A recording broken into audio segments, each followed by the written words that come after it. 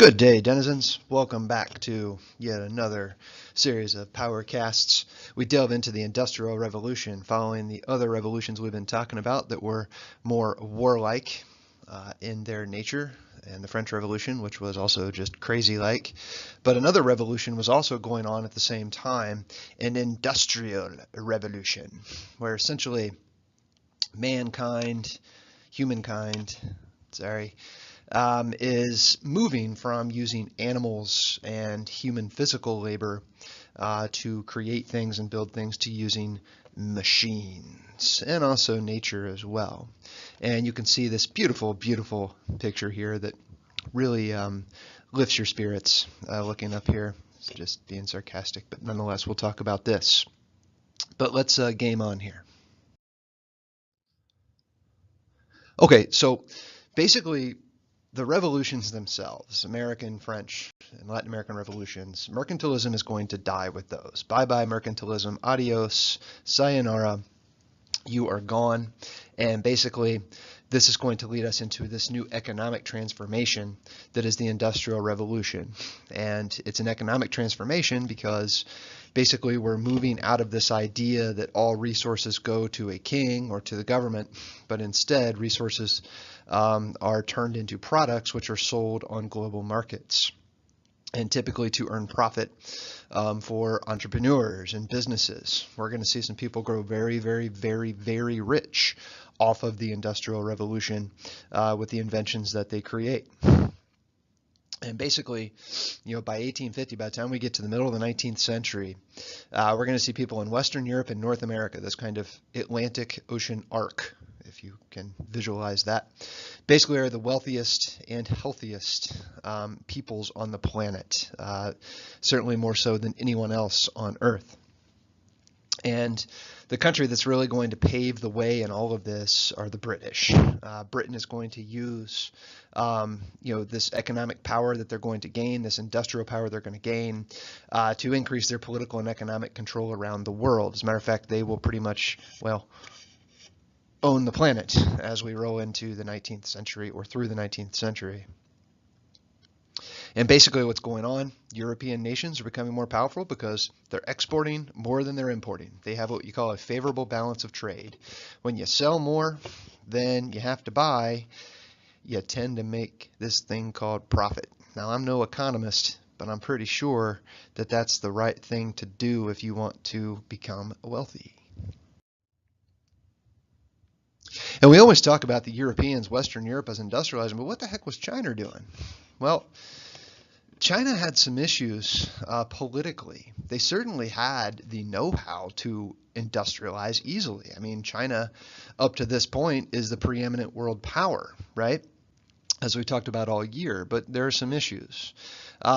China, they had science, but their government didn't really fund experimentation. Britain, they'll do that. The government pours all kinds of money into experiments, paying scientists, things like this, and encouraging them to explore.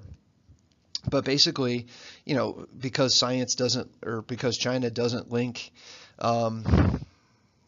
this kind of impetus to create new things and to fund thinkers and inventors, China's going to fall behind. But there are other reasons too.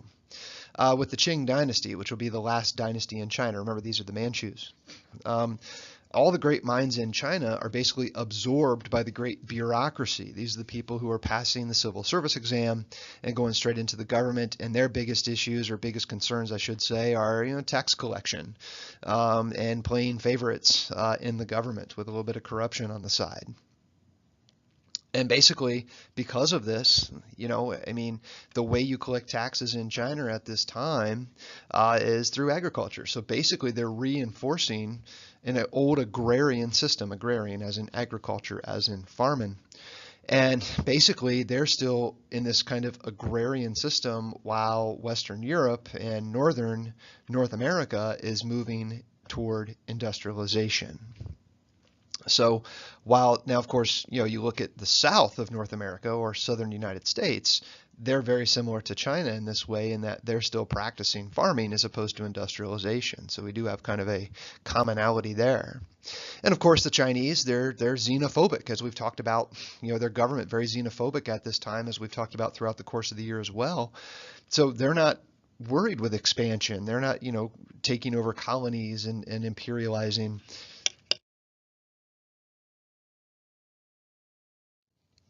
And of course, the main thing that you needed to really show that you were industrializing, the most important machine, is the steam engine. And hey, the Chinese had the steam engine. But the problem is that they didn't really see any practical use for the steam engine other than just as a novelty, as kind of a toy for the most part. The Europeans used their steam engines. What necessitated it, what caused it to be necessary, was because European mines fill with water once they dig too deep. So they needed some type of machine, attached to buckets to pull out the water. Problem is, Chinese mines are dry. So they never really saw this practical use for the steam engine. But for the Europeans, they figured that if they can use that machine to drive a line of buckets, on some type of elliptical path, well, then you could also use it to spin a wheel on a platform that we'll call a train, or a wheel on a floating platform that we'll call a steamship. But nonetheless, Britain leads the way. The British, because they lead the way with industrialization, it's going to allow them basically to take over the planet as we roll into, or as we roll through the 19th century. But why? Why the British? Why? Well, first of all, they have lots of coal and coal and iron are the essential elements for the first industrial revolution. You got no coal, you got no iron, you got no revolution, and there you are. Sorry, 80s flashback. But nonetheless, they also have a lot of technological innovations, right? The British have the steam engine, but also a lot of other, smaller innovations too, like power looms and things like this, spinning jennies. Because they had this free society that encouraged people to innovate. The banking system, British have one of the best banking systems on the planet. And basically they could mobilize capital as in money. And basically, by being able to mobilize money, people can afford to go into debt. Does that make sense? To try to invent things and take risks, and the British have the banking system for it. The British already had a great internal market. They already had lots of trade going on internally, so if you can do it internally, you can trade externally. And British merchants who had long been traveling around the planet had lots of access to markets all around the planet. Of course, they have the best navy on the planet. They had a huge labor force, did the British, who wanted to work for wages. Right? I mean, and a big reason for this is because of the transformation in farming, which we'll talk about here in a second. British had a great military, great navy.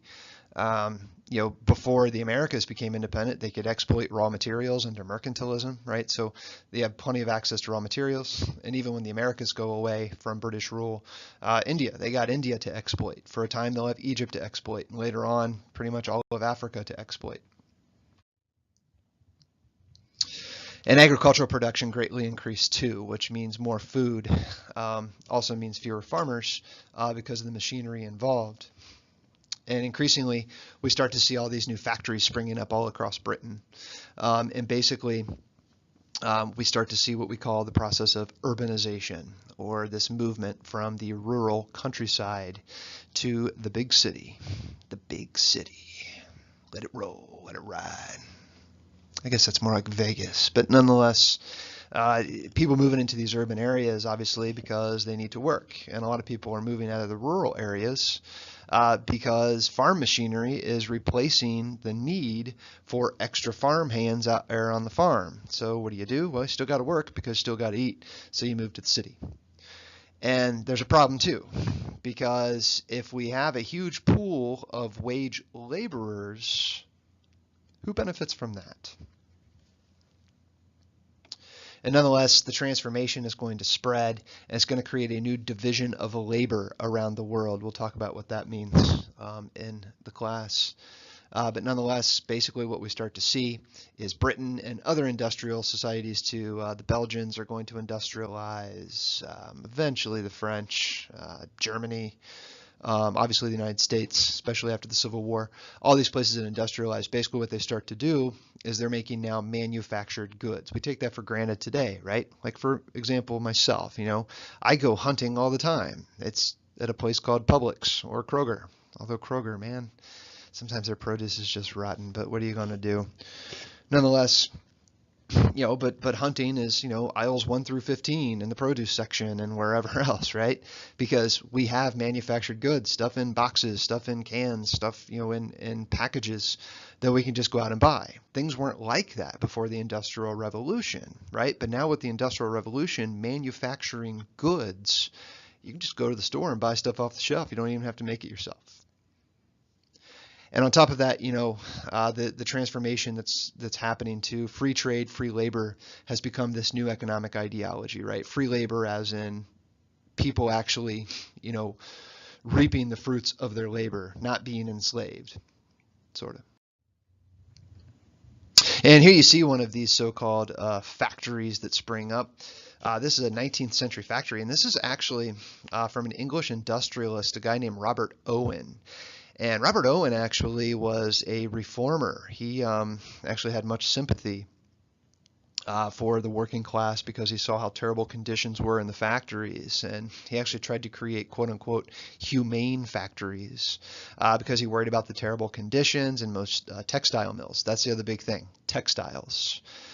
The heart of the Industrial Revolution, the most valuable commodity are textiles, i.e. cloth, because people were wearing clothes, among other things. So you use cloth all the time, right? But nonetheless, this guy, Robert Owen, he tried to create, a more orderly work environment. He tried to make sure that the factory was clean. It looks, pretty clean here, especially compared to other factories. They even have lights up on the ceilings. Factory owners loved lights. That means you can work all night. Nonetheless, he even posted up work rules on the walls, so you have some established protocol. And of course, the terrible, terrible issue of child labor during the Industrial Revolution. Robert Owen was a reformer, but he still had children working in his factories. Yeah. On top of that, in these factories with all the textiles, well, textiles are made of cotton, and from where will you procure said cotton? Well, the biggest ones would be the United States, India, and Egypt. That's where Britain especially was getting its cotton supplies. United States cotton was especially cheap. Why? New farming technologies spring up as well. And this is critical to the Industrial Revolution because, even in the 19th century, people still had to eat food. And in the 19th century, it's going to become even more available. And some of the new technological innovations in the agricultural sector are going to have huge benefits for the global economy, but of course not for all people. So basically, some of the new technologies begin to transform agriculture, and we start to see basically more intensive cultivation, in other words, growing of food, and which is going to increase the yield. In other words, the output of food. More food available, more people eating, more people living longer, more people making more people. So you have more people, population grows. But some of the key inventions that come out, one of the first big ones was the horse-drawn seed press from Jethro Tull. One of those bands in the 70s I never really cared for. I think Neil Young was in that. Just can't do the Neil Young voice. Can't accept.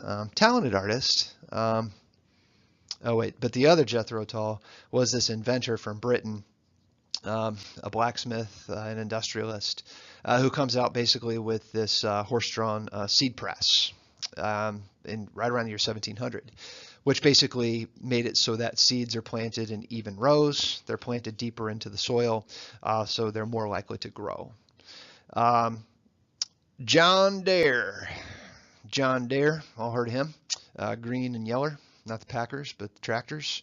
But John Deere didn't actually invent the tractor. He invents the steel plow back in 1837 in the US of A. And the steel plow, obviously, you can till up the land much easier with steel than the wood plows that break. Eli Whitney, who's going to come out with the cotton gin in 1794, is going to make it way easier to acquire cotton, because cotton used to be you'd have to remove the seeds by hand, which was tedious and time consuming. But with the cotton gin, it's way easier to remove the seeds. But the irony is this: a lot of people think, oh, well, the cotton gin's invented, so the United States turns away from slavery. It's the other way around. The United States becomes, or at least the South becomes, even more reliant upon slavery, because with the cotton gin, that means you can produce more cotton. And there's huge demand for cotton, not only from Britain, but from the northern United States. They're going to have factories to produce textiles as well. So a lot of times, the South is looked down upon for slavery, and rightfully so, but the North is almost just as complicit in slavery because they're not doing anything to stop it, because they're also making money off of it. Other things that come out: steam-driven tractors, basically using the steam engine by the 1830s, 1840s. Another thing that helps with agriculture: the end of the Little Ice Age. You can have longer growing seasons now because it's not as cold. And two, another big one, perhaps even the most important one, was the idea of crop rotation to replenish the soil. Because it used to be what farmers would do is they would leave large tracts of land fallow, empty, not growing any crops, because they understood that the soil needed to be replenished. If you keep growing the same crop on the same tract of soil over and over and over and over again, it eventually wears out the soil and turns it into sand, aka the Dust Bowl in the 1930s, right? However, what they figure out is that if you take all of your land and divide it up and grow different types of crops in different chunks of land, well, certain crops help to replenish the soil, and certain crops require certain nutrients. So in other words, you could grow particular crops in particular places, and rotate them in and out of each field all year long, which is going to mean more food. And basically, we just start to see all these new products coming out, tea and soap, new products as in on a shelf, sitting on a shelf, right, where you can just go and pick it up. You don't have to make it yourself. You just go to the store and buy it, of course, if you have money. Sugar, silver, all these things become these kind of international commercial commodities. In other words, stuff people make money off of selling around the planet. The tin can is going to come out in 1810. This guy, Peter Durant, not to be confused with Duran, but I hear Peter was hungry like the wolf. Wait a second, that's a double entendre, isn't it? But nonetheless, the tin can is going to be invented in 1810, obviously, which can store and preserve food, right? Interestingly, the can opener is not invented till 1858. Yeah, people use their teeth. That's a joke. Actually, you would have to use some type of, like a blade and a hammer, basically, to just pound a hole into the can to get it open. But it was effective, obviously, for preserving food for longer amounts of time. Even by the 1860s, actually because of the American Civil War, they're going to start putting these things on cans, these little keys, and you still see that today, like on sardine cans, this little key that you pop up the key and then pull back and it opens up the top of the can. And in some of these industrial societies, like in Britain, eventually in the northern United States, even if you were quote unquote poor, you could still afford these manufactured products because the prices on the products are low, relatively speaking. Why?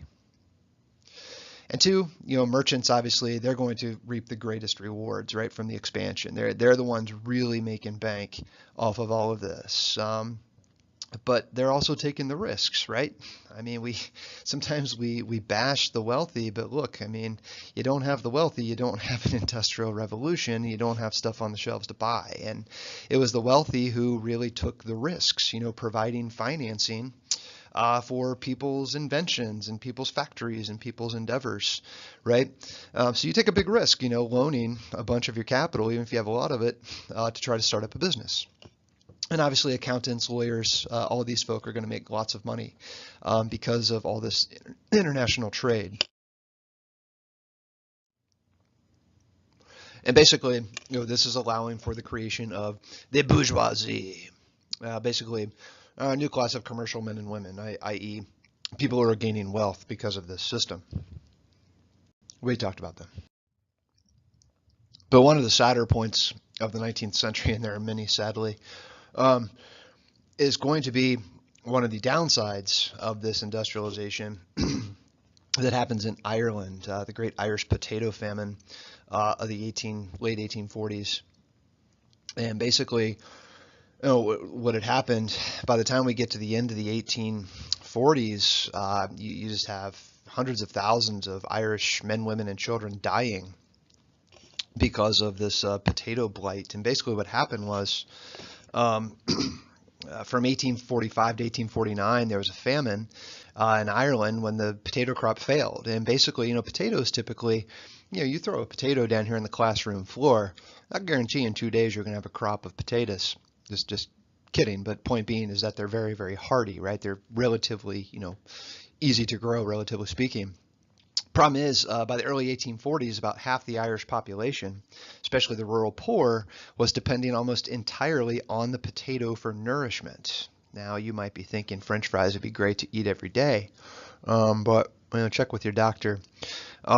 But reliance on only, one or two high-yielding varieties, made this crop very vulnerable to disease, including something we call late blight, caused by a water mold. And in this case, that's what happened. This water mold that I can't pronounce, phytopha, blah, blah, basically ruined this crop. And the British government, they provided minimal relief at best to help the starving Irish. They gave some loans and opened some soup kitchens, but very few. And it's very sad how the British handle this or don't handle this Irish potato famine. And the famine was, it's a watershed event in Ireland's history, especially demographically speaking. Because basically, about 1 million people died from starvation, just terrible and famine-related diseases. Perhaps as many as 2 million emigrated, meaning to leave. And the population continued to decline thereafter. And by the time, of independence in 1929, the Irish population was barely half of the 8.5 million it had been before the famine. But many of those Irish folk, of course, come to the United States, accounting for a large portion of our Irish American population. And they're going to face a lot of issues. And we'll talk about why the British were so harsh and how, sadly, unfortunately, the Irish were treated as they migrated. And two, the 19th century is a time of global migrations. More people are on the move than ever before. And that's very important to point out as well. Now, of course, the other big breakthrough with the Industrial Revolution is the choo-choo train. Railroads, you can see them crisscrossing these places by the middle of the 19th century, 1850 or so. And look at Britain. I mean, that's a lot more green than other places that you can see there. You can also see, where you see iron ore and coal. Those things are also, central to the Industrial Revolution. You have to have the iron and the coal. And you can also see the patterns of urbanization, more and more people moving to the cities here in this map. But we're also seeing this great economic reordering in each of these countries, right? The bourgeoisie, this wealthy class, are rising to prominence, right? And they're going to change the balance in society. We're going to see the formal creation, basically, of social classes, right? The wealthy, this middle class that is emerging, and the poor. And, many of these people, money talks, so they're going to take positions of authority and hold the power, right? One such family, for example, are the Rothschilds, which are this Jewish family in Germany who actually get into banking. And they become one of the richest families of all time. And basically, they loan money. They loan money to kings, to governments. So they become very wealthy because of their know-how. Smart. And the bourgeoisie, they invest in trade in various places and begin to pressure governments to protect their trade. So basically, we're seeing this kind of shift, right? It was, okay, all trade's supposed to go back to the government, mercantilism. Now it's, okay, all trade is supposed to, reap benefits for whoever can take advantage of it, this kind of free market.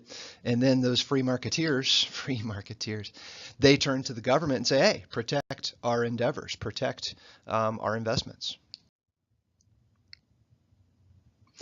And at the same time, they're calling for free trade, right? And one of the first regions to really try free trade was Latin America. Problem is, Latin America has no industries because they've been controlled by the Europeans for so long. So by the early 1800s, even though Latin America's gained independence, they don't really have any infrastructure, but they do have a lot of extremely wealthy families controlling all the money.